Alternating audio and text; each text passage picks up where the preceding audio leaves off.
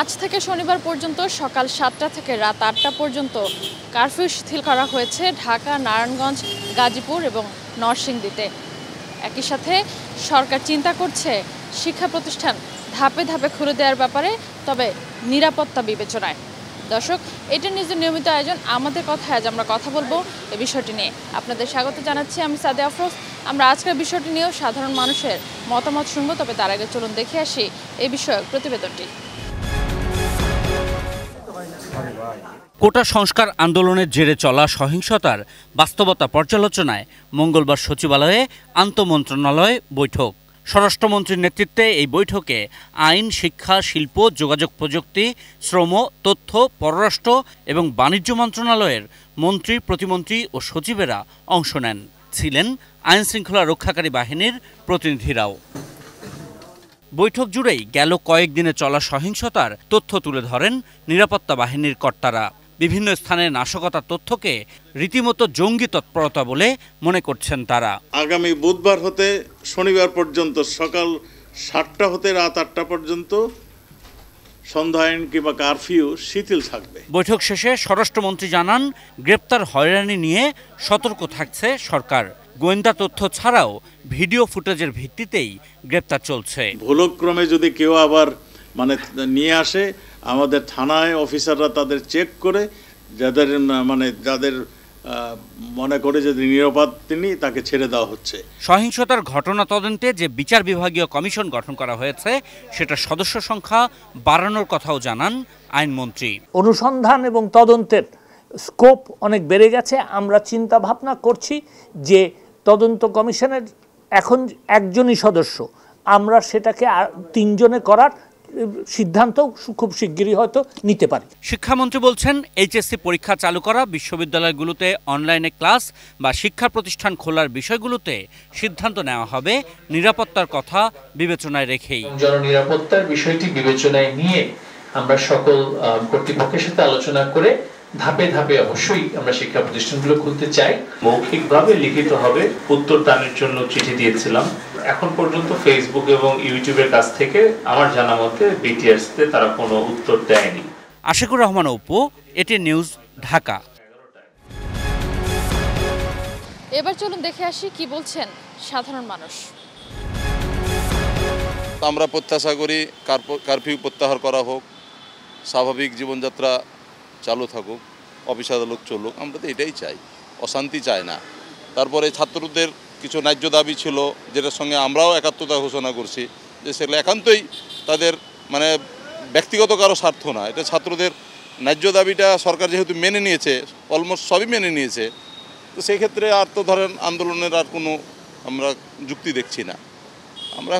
আমরা চাই college university সরকার খুলে দিক, পরিস্থিতি শান্ত হোক, মানুষ জীবনযাত্রা স্বাভাবিক হোক, অফিস আদালত খুলুক, আমরা শান্তিপূর্ণ জীবনযাপন চাই। এই তো, আর কিছু না। আমরা সবাই চাই যে সব কিছু সমাধান হয়ে যায়, দেশে শান্তি ফিরে আসুক। এটা সব মানুষের প্রত্যাশা।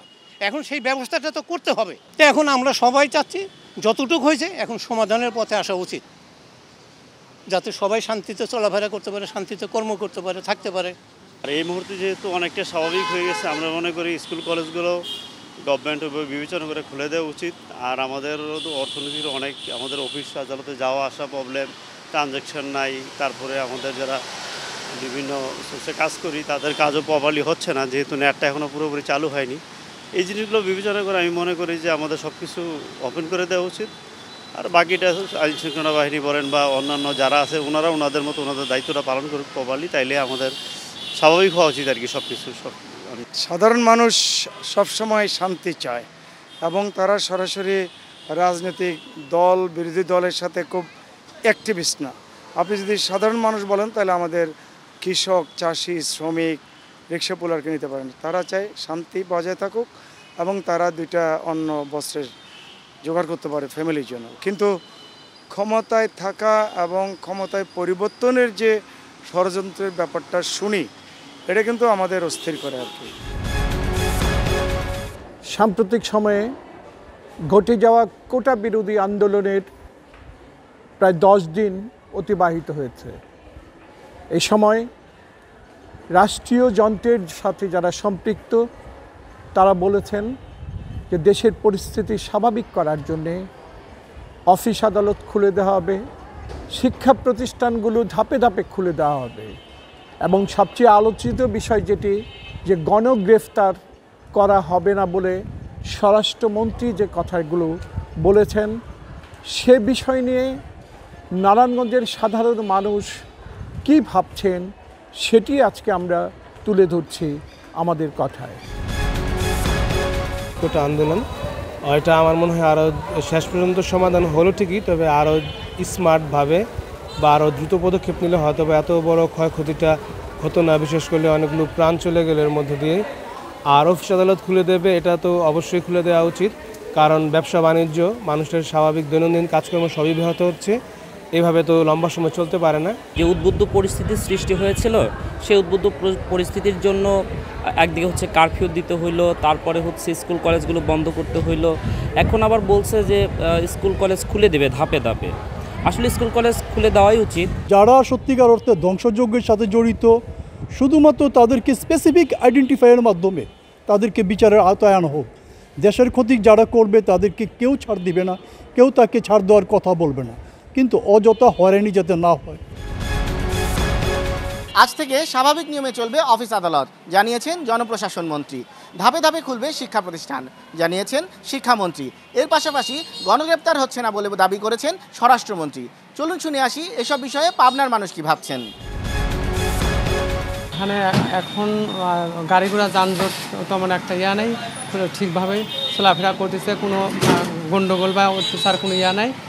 মানুষ সবসময় সতর্কভাবে চলাফেরা করতেছে। ছেলেপেলে খুব ক্ষতি হচ্ছে, তো ছেলেপেলে লেখাপড়ার প্রচুর ক্ষতি হচ্ছে না, তারা কন্ট্রোলের বাইরে চলে যাচ্ছে লেখাপড়া বাদ দিয়ে।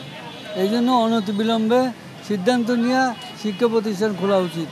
আমরা তো ভাড়া পাই না, সেরকম কাজকর্ম করতে পারতেছি না, আমাদের অনেক কষ্ট হচ্ছে, চলাফেরায় অনেক কষ্ট হচ্ছে, ইনকাম করতে পারতেছি না, ছেলে মেয়ের চাহিদা পূরণ করতে পারতেছি না। তো অফিস আদালত খুললে অনেক ভালো। এই ছিল আমাদের কথার আজকের আয়োজন। আগামীকাল একই সময়ে আমাদের কথা দেখবেন নতুন কোনো বিষয় নিয়ে। সে পর্যন্ত ভালো থাকুন ATN নিউজে।